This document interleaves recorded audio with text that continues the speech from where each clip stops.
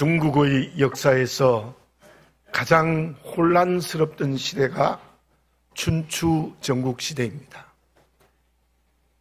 그런데 그렇게 혼란스러울 때에 제자 백가가 생긴 것이죠. 우리가 잘 아는 공자님으로부터 100사람의 사상가들이 그때 생겼고, 또한 정치적으로 명재상들이 그때에 많이 생겼습니다. 우리가 잘 아는 강태공이라는 분이 있습니다. 그분 역시 명재상으로 일어난 분인데요. 근데 그분은 주군이 알아줄 때까지 묵묵히 기다렸습니다. 그 기다리는 시간에 세월을 낚는다는 낚시를 했던 것이지요. 일본의 도쿠가와 이에야스는 힘을 키우기 위하여 오랫동안 무장들 앞에 나타나지 않았습니다. 자기의 힘이 모든 사람을 이길 때까지 무예로 힘을 쓰고 기다렸습니다. 그런데 그 두 사람이 결정적인 시간이 되자 그 시간에 나와 나라를 평정하는 명재상들이 되어졌습니다. 사람은 누구에게나 결정적인 기회가 있습니다. 우리가 그것을 타이밍이라는 말을 하기도 합니다. 그 시간을 제대로 이용하면 성공합니다. 그렇지 못한 사람들이 실패하는 것이죠. 믿음의 길을 걸어가는 우리들은 어떻습니까? 언제나 말씀에 순종하는 길을 물론 걸어가야 합니다. 그러나 우리에게도 믿음으로 살아가야 될 결정적인 때가 있습니다. 그때에는 어떤 장애가 있어도 말씀에 순종하고 믿음으로 걸어가야 합니다. 그때 말씀 순종하고 믿음으로 걸어가지 않으면 믿음의 길에 실패합니다. 마태복음 9장 9절입니다. 예수께서 그곳을 떠나 지나가시다가 마태라 하는 사람이 세관에 앉아있는 것을 보시고 이르시되 나를 따르라 하시니 일어나 따르니라. 본문의 말씀을 쓴 마태는 어떻게 주님의 제자가 되고 말씀을 기록한 하나님의 쓰임받는 큰 그릇이 되어졌습니까? 그는 세리였습니다. 부자였습니다. 많은 돈을 벌었지만 온 동족들에게 손가락질을 당하는 매국노였습니다. 성전에 제사도 드리지 못한 죄인으로 낙인이 찍혔던 사람입니다.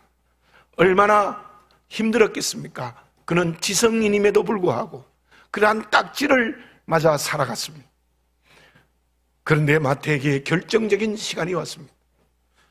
예수님께서 와서 나를 따라오너라 제자로 부르십니다. 그때 마태는 곧 모든 직업을 버립니다. 모든 직업을 정리하고 예수님의 제자가 되는 선택을 합니다. 그 마태의 결정적인 시간에 예수님의 제자가 됨으로 말미암아 우리가 성경을 읽는 말씀을 기록하는 마태가 될 수 있었던 것입니다. 수험성의 사람들을 보십시오. 그들은 하나님의 사자들까지 쾌락의 도구로 삼으려 했습니다. 세속의 쾌락에 빠졌습니다. 그들은 그 시간에 유황불로 모두 멸망당했습니다. 오늘의 이때가 어떤 때입니까? 코로나19로 어려운 때입니다. 우리가 2월 달에 시작할 때는 금방 끝날 것이라 생각했는데 아직도 멈추지 않고 계속되어지고 있습니다. 지금의 이 코로나19의 재난의 때가 결정적인 시간입니다. 이때에 하나님 앞에 서야 합니다. 믿음으로 살아야 합니다. 말씀에 순종해야 합니다. 근데 나의 모습이 어떻습니까? 이 코로나 때문에 믿음이 게을러지고 있지 않습니까? 말씀이 내 안중에 떠나버리고 있지 않습니까? 하나님으로부터의 등 돌리고 있지 않습니까? 더 나아가 해야 될 하나님이 맡기신 일에 열정을 잃어버리지 않았습니까? 맡은 사명은 안중에 없어져 버리는 우리 모습 혹은 우리 교회가 아닙니까? 주님의 음성을 들읍시다. 마가복음 1장 15절입니다. 이르시되 때가 찼고 하나님의 나라가 가까웠으니 회개하고 복음을 믿으라 하시더라. 지금은 소극적으로는 죄가 있으면 회개해야 될 때입니다. 믿음에 굳게 서야 될 때입니다. 마태복음 28장 19절 20절을 읽습니다. 그러므로 너희는 가서 모든 민족을 제자로 삼아 아버지와 아들과 성령의 이름으로 세례를 베풀고 내가 너희에게 분부한 모든 것을 가르쳐 지키게 하라. 볼지어다 내가 세상 끝날까지 너희와 항상 함께 있으리라 하시니라. 이때에 주신 사명을 더 열심히 감당해야 될 시간입니다. 이렇게 오늘의 시간을 걸어갈 때에 바른 믿음의 길을 걸어가는 그리스도인이 되는 줄로 믿습니다. 그러면 이때 우리가 가야 될 믿음의 바른 길은 무엇입니까? 이 결정적인 시간에 하나님의 자녀로서 어떻게 살아야 합니까? 친구 두 사람이 있었습니다. 한 사람은 믿음이 있고 한 사람은 철저한 무신론자입니다. 근데 문제는 믿음으로 사는 사람은 사업이 완전히 실패해버렸고 무신론자는 하는 사업이 승승장구했습니다. 하나님을 믿지 않는 사람이 친구에게 말합니다. 하나님이 진짜 계시냐? 하나님이 살아있다면 어떻게 잘 믿는 너의 사업을 망하게 하느냐? 하나님은 없어. 친구야, 나는 하나님이 살아계심을 믿는다. 이 사업의 실패에도 하나님의 더 큰 뜻이 있어. 내가 교만했던 것 같아. 겸손하게 하라는 하나님의 뜻이 있어. 그렇게 말하면서 더욱더 하나님을 신뢰했습니다. 그런데 결국 믿지 않는 친구에게 문제가 생겼습니다. 말기암이라는 진단을 받게 되어졌어요. 그는 그때 분노하며 원망했습니다. 절망하며 부르짖었습니다. 그 두 사람에게서 무엇을 볼 수 있습니까? 한 사람은 모든 삶의 걸음에 하나님의 손길이 있었다는 것을 믿었습니다. 사업이 완전히 망해도 그 망한 곳에 하나님의 뜻이 있다는 것을 보았습니다. 그러나 한 사람은 하나님의 손길을 부정합니다. 그리고 자기에게 철저히 매인 사람입니다. 우리가 이 시간 확실하게 믿어야 될 것이 있습니다.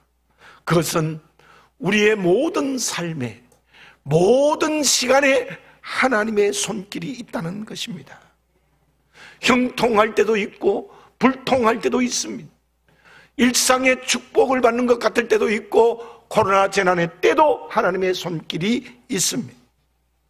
그렇다면 우리는 오늘을 어떻게 살아야 하겠습니까? 그것은 심판신앙이 있어야 합니다.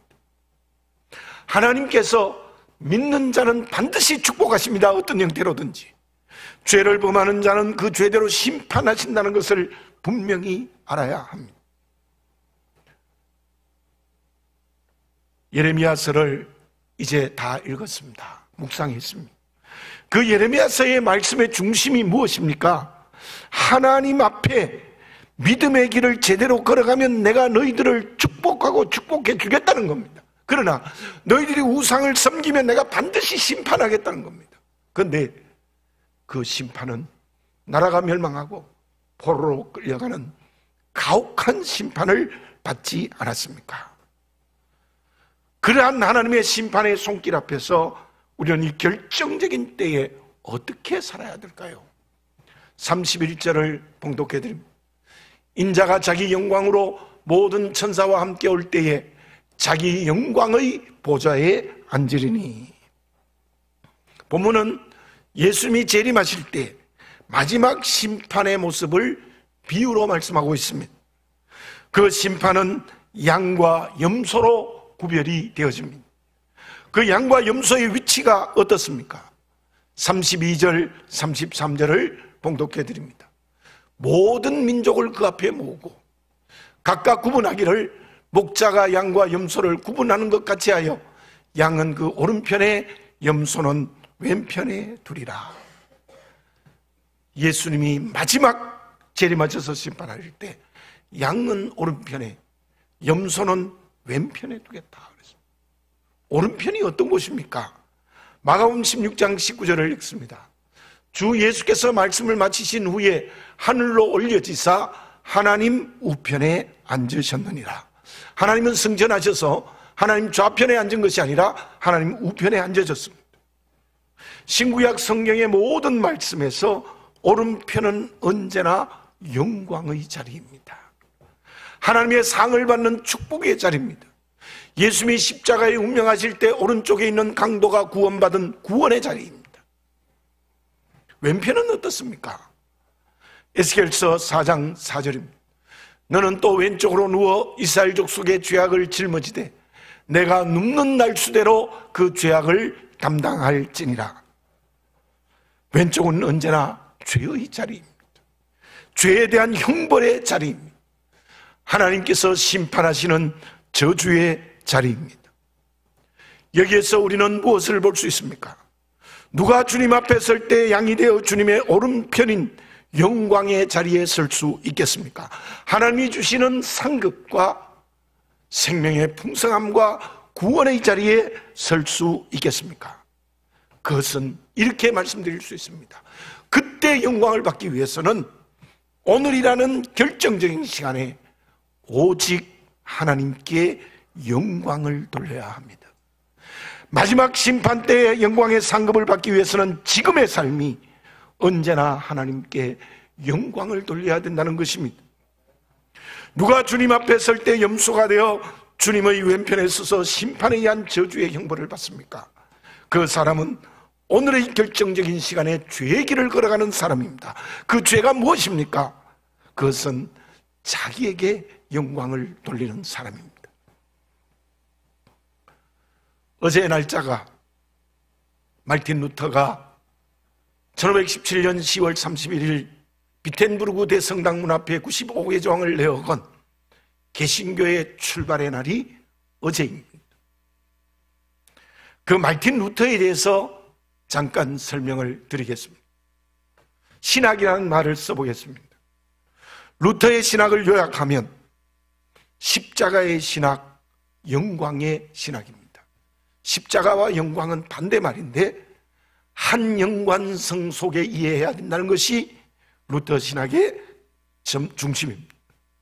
그 말을 쉽게 오늘로 우리가 이해를 하면 주님의 고난에 동참하는 사람이, 주님의 십자가를 내가 지는 사람이 영광의 길을 걸어가는 그리스도인이 된다는 뜻입니다. 그래서 루터는 진정한 믿음의 길을 고린도전서 10장 31절을 인용해서 이렇게 하나님의 영광을 주장합니다.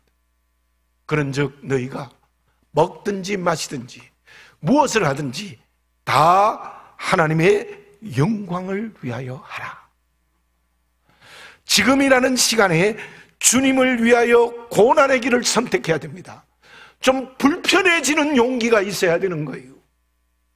주님이 지신 십자가를 내가 져야 하는 겁니다. 그때 하나님께 영광을 돌릴 수 있습니다. 편하게 살고 믿음 때문에 힘들어지는 것 포기해버리는 길이 영광의 길을 걸어가 하나님께 영광 돌리는 길이 아닙니다. 주님의 음성을 들읍시다. 누가복음 9장 23절입니다. 또 무리에게 이르시되 아무든지 나를 따라오려거든 자기를 부인하고 날마다 제 십자가를 지고 나를 따를 것이니라. 이때에 주님의 고난에 동참합시다. 예수님 때문에 불편함을 감수하는 선택의 결단을 해야 하나님께 영광이 됩니다. 이 코로나19인데 뭐 편하게 살자, 쉽게 살자, 다 그런데 뭐 내가 어떻겠느냐. 그것은 하나님께 영광 돌리는 길이 아닙니다. 그 길이 바로 자기에게 영광을 돌리는 왼편에서는 염소가 되어 심판의 길을 오늘 걸어가게 되는 것입니다. 누가가 어떤 사람입니까? 골로새서 4장 14절에 이러한 말씀이 있습니다. 사랑을 받는 의사 누가와 또 데마가 너희에게 문안하느니라. 누가를 바울은 이렇게 설명합니다. 하나님과 바울 자신에게 사랑을 받는 의사라고 소개합니다. 바울의 동역자 길이 매우 어려웠습니다. 바울 성격 역시 쉽지 않는 성격이었습니다. 그러나 누가는 끝까지 바울이 순교할 때까지 그 고난에 동참했습니다. 그런 누가복음과 사도행전을 기록했는데요, 그 기록의 내용이 양으로 말하면 신약 성경의 3분의 1에 해당하는 양을 기록한 사람입니다. 그러나 그 기록에 한 번도 자기 이름을 쓴 적이 없습니다. 지극히 겸손했습니다. 실로 누가는 주님의 고난에 동참하는 오직 하나님께만 영광을 돌리는 사람이었습니다. 실로 그는 주님의 오른편에 선 양이었습니다. 예루살렘 교회의 첫 번째 비극이었던 아나니아와 삽비라는 어떤 사람들입니까? 하나님께 다 드린다 해놓고는 반만 드렸습니다. 왜 그렇게 행동했습니까? 반을 드린 게 문제가 아닙니다. 하나님을 완전히 속였습니다. 왜 그렇습니까? 다 드린다고 할 때 자기에게 영광을 돌렸기 때문입니다. 이 땅에서도 심판을 받았지만 주님 앞에 설 때의 왼편에 서 있는 염소임이 분명합니다. 요한계시록 5장 12절입니다. 큰 음성으로 이르되 죽임을 당하신 어린 양은 능력과 부와 지혜와 힘과 존귀와 영광과 찬송을 받으시기에 합당하도다 하더라. 영광 받으실 분은 우리 하나님 예수님 성령밖에 없습니다. 하나님만이 우리 통해 영광 받으시기를 원하십니다. 그 누구도, 그 어떤 사람도 영광 받을 대상이 되면 안 됩니다. 사랑하는 교우 여러분, 지금은 믿음의 길을 바르게 걸어가야 될 결정적인 시간입니다. 오늘 어떻게 살아야 주님 앞에 설 때 오른편의 양이 될 수 있겠습니까? 주님이 가신 십자가의 길에 동참하는 사람, 오직 하나님께 영광을 돌리는 것입니다. 우리 다시 한번 오늘 이 시간 이 말씀 앞에 겸허히 있어서 우리의 모든 삶이 매순 오직 하나님께 영광을 돌리는 길을 걸어가시는 실로 오른편에 선 양의 길을 걸어가시기 바랍니다. 그러면 오직 하나님께 영광을 돌리는 삶이 구체적으로 무엇입니까? 주님의 고난에 동참하는 것이 무엇입니까? 논어 2인편에 이런 말이 있습니다. 군자 고궁 소인궁 사람의. 공자와 제자들이 진나라에 갔을 때 양식이 떨어져서 모두 다 굶게 되어졌습니다.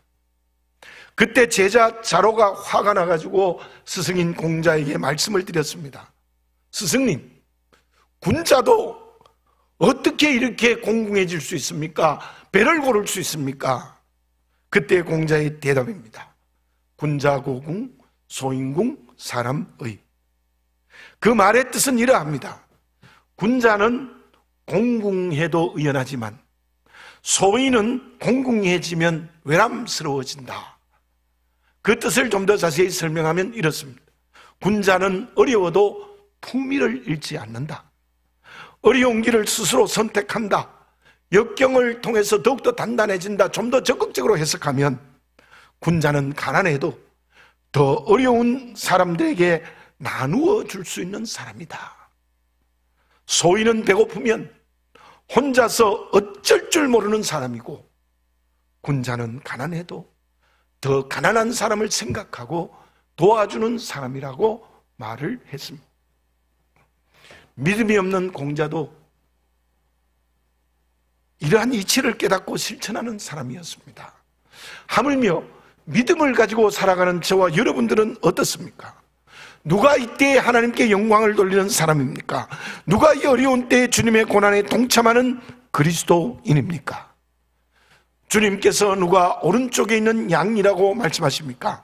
35절에서 39절을 제가 길지만 다시 봉독해 드립니다. 내가 줄일 때에 너희가 먹을 것을 주었고 목마를 때에 마시게 하였고 나그네 되었을 때 영접하였고 헐벗었을 때 옷을 입혔고 병들었을 때 돌보았고 옥에 갇혔을 때 와서 보았느니라. 이에 의인들이 대답하여 이르되 주여 우리가 어느 때에 주께서 줄이신 것을 보고 음식을 대접하였으며 목마르신 것을 보고 마시게 하였나이까? 어느 때에 나그네 되신 것을 보고 영접하였으며 헐벗으신 것을 보고 옷 입혔나이까?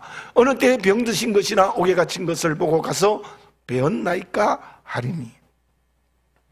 예수님이 줄이시고 목마르며 나그네 되고 헐벗었을 때 먹을 것과 물을 대접하며 옷을 입혔다고 주님이 말씀하십니다. 병들고 감옥에 갇혔을 때 돌보고 찾아왔다는 것입니다. 그때 양해 쪽에 있는 사람들이 또 말합니다. 언제 그렇게 했습니까? 40절입니다. 임금이 대답하여 이르시되 내가 진실로 너희에게 이르노니 너희가 여기 내 형제 중에 지극히 작은 자 하나에게 한 것이 곧 내게 한 것이니라 하시고, 지극히 작은 자에게 한 것이 곧 나에게 한 것이라고 예수님이 말씀하셨습니다. 누가 왼쪽에 있는 염소입니까? 42절과 43절을 봉독해 드립니다. 내가 줄일 때에 너희가 먹을 것을 주지 아니하였고 목마를 때에 마시게 하지 아니하였고 나그네 되었을 때에 영접하지 아니하였고 헐벗었을 때에 옷 입히지 아니하였고 병들었을 때와 옥에 갇혔을 때에 돌보지 아니하였느니라 하시니. 반대입니다. 예수님이 줄이고 목마르시며 나그네 되고 헐벗었을 때에 병들고 감옥에 갇혔을 때 전혀 무관심했다는 것입니다. 언제 그렇게 했습니까? 45절을 읽습니다. 이에 임금이 대답하여 이르시되 내가 진실로 너희에게 이르노니 이 지극히 작은 자 하나에게 하지 아니하는 것이 곧 내게 하지 아니한 것이니라 하시리니. 지극히 작은 자에게 하지 아니한 것이 곧 예수님 자신에게 하지 아니한 것이라고 말씀하십니다. 이 말씀에 보면 지극히 작은 자에게 하지 않는 것은 곧 주님께 하지 않는 것이라고 세상의 약자를 주님과 하나로 말씀을 하셨습니다. 우리 곁에 약한 자들과 나누고 도와주지 않는 행동은 염소의 기름을 분명히 말씀하고 있습니다. 그런데 우리가 이 말씀의 전체 맥락에서 바르게 알아야 될 것이 있습니다. 그 지극히 작은 자에게 한 것이 예수님께 한 것인데 그 사랑의 실천이 어떻게 이루어지느냐는 겁니다. 오늘 말씀을 보니까 지극히 작은 자를 사랑하는 실천이 곧 주님을 사랑하는 실천이라고 말합니다. 그리고 오늘 본문의 말씀을 가만히 보십시오. 양의 편에 있는 사람들은 언제 그렇게 했습니까? 겸손합니다. 염소 쪽에 있는 사람 그렇지 않습니까? 언제 하지 않았습니까? 우리 다 하지 않았습니까? 이렇게 교만했습니다. 다시 말씀드리면 왜 지극히 작은 자에게 하지 않은 것이 곧 예수님께 하지 않는 것이라고 주님이 말씀하셨을까요? 어쩌면 왼편에 있는 사람들도 이 본문의 비유를 볼 때 예수님께 열심히 신앙생활을 했습니다. 또 가난하고 어려운 사람 도와준 것 같아요. 왜 주님이 그렇게 말씀하셨을까요? 지극히 작은 자에게 하지 않는 것이 곧 나에게 하지 않는 거다. 그 열쇠의 말씀은 오늘 본문이 주는 중요한 메시지입니다. 그 열쇠의 말씀은 주님의 뜻에 있습니다. 오른편에 있는 양들은 예수님의 뜻대로 그들을 사랑하고 도와주었습니다. 말씀대로 했습니다. 그러나 왼편에 있는 염소는 내 뜻대로 했습니다. 자기 방법으로 했습니다. 다르게 설명드리면 오른편에 있는 양들은 자기 이름을 드러내지 않았습니다. 자랑하지 않았습니다. 공로라고 생각하지 않았습니다. 그러나 왼편에 있는 염소는 자기 선행을 자랑하고 다 공로로 만들어버렸습니다. 본문의 비유가 우리에게 주는 중요한 메시지가 있습니다. 단순하게 선한 행동을 하라는 의미가 어떤 의미에서는 아닙니다. 우리의 모든 행동이 주님의 뜻대로인지 내 멋대로인지 말씀대로인지 내 방법으로인지를 분명히 가르치시는 예수님의 말씀입니다. 베트남 선교와 구제하는 것이 조금이라도 나와 우리 교회가 자랑하고 공로로 생각하고 내 생각으로만 하면 결코 하나님 앞에 오른편의 양이 될 수가 없습니다. 내 개인도 마찬가지입니다. 선한 일 하고 어려운 사람 도와주고 전도하고 열심히 주의 이름 증거하는 것이 내 공로와 자랑에 매이면 그것은 오른편에 있는 양이야. 주님의 음성을 들읍시다. 마태복음 6장 3절과 4절입니다. 너는 구제할 때에 오른손이 하는 것을 왼손이 모르게 하여 내 구제함을 은밀하게 하라. 은밀한 중에 보시는 너의 아버지께서 갚으시리라. 마태복음 23장 27절입니다. 화 있을진저 외식하는 서기관들과 바리새인들이여, 회칠한 무덤 같으니 겉으로는 아름답게 보이나 그 안에는 죽은 사람의 뼈와 모든 더러운 것이 가득하도다. 사랑하는 교우 여러분, 코로나19의 재난의 때를 지나가고 있습니다. 이때는 매우 힘들고 어렵지만 믿음의 길을 제대로 걸어갈 수 있는 결정적인 시간입니다. 어떻게 살아야 합니까? 먹든지 마시든지 무엇을 하든지 전부 다 하나님께만 영광을 돌려야 합니다. 그 길이 무엇입니까? 주님의 십자가의 길에 동참하는 겁니다. 예수님 때문에 불편할 수 있어야 되는 겁니다. 그것은 가까이서 멀리까지 지극히 작은 자에게 하나님의 뜻대로 실제로 사랑을 실천하는 것입니다. 작은 자는 주변에 있는 약자들입니다. 교회 안에도 있을 수 있습니다. 내 주변에 있을 수 있습니다. 가족들에게도 있을 수 있습니다. 뿐만 아니라 열방에 있는 복음을 알지 못하는 모든 사람이 지극히 작은 자입니다. 베트남의 소수 민족의 맨발로 굶어가고 있는 한 사람도 우리에게는 지극히 작은 자입니다. 그들에게 우리 교회가 하나님이 은혜로 주신 것으로 말없이 나눕시다. 하나님의 말씀대로 하나님의 뜻대로 도와줍시다. 그 사람이, 그 교회가 주님의 오른편에 있는 양입니다. 그러면 결과는 어떻게 됩니까? 34절, 41절, 46절을 계속해서 읽습니다. 그때 임금이 그 오른편에 있는 자들에게 이르시되 내 아버지께 복받은 자들이여, 나와 창세로부터 너희를 위하여 예비된 나라를 상속받으라. 또 왼편에 있는 자들에게 이르시되 저주를 받은 자들아, 나를 떠나 마귀와 그 사자들을 위하여 예비된 영원한 불에 들어가리라. 그들은 영벌에, 의인들은 영생에 들어가리라 하시니라. 오른편의 양들은 하나님의 나라를 상속받고 상급을 받습니다. 그 길은 영생의 길입니다. 뿐만 아니라 이 땅에서도 진정 오른편에 있는 양으로서의 삶을 실천하면 하나님께서 그 길을 걸어갈 수 있도록 하늘과 땅의 기업으로 축복할 줄 믿습니다. 왼편의 염소들은 하나님의 저주를 받아 영원한 불에 떨어집니다. 그 길은 영벌의 길이라고 말씀하십니다.